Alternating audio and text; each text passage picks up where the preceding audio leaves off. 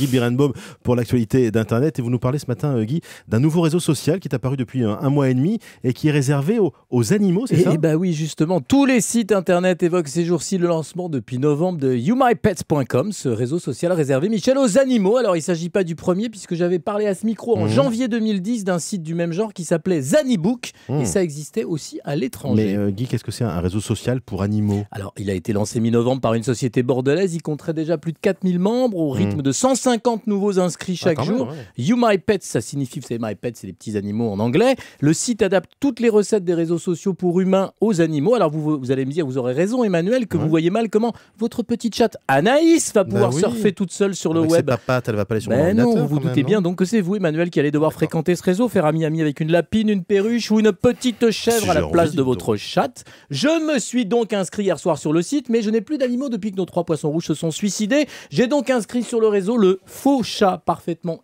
imité de l'une de mes filles. Il s'appelle Moustache.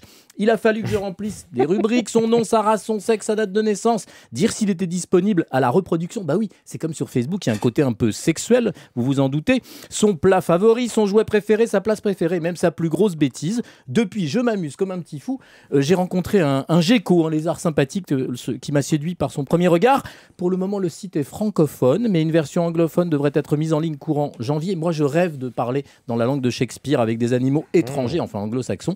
Vous savez, Michel, Emmanuel, Gandhi disait qu'on peut juger de la grandeur d'une nation par la façon dont les animaux y sont traités. Gandhi aurait adoré que les animaux aient un réseau social, rien que pour eux. Guy Birenbaum pour l'actualité d'Internet. On vous retrouve évidemment ce soir à 20h sur Europe 1 avec Laurent Guimet pour des clics et des claques.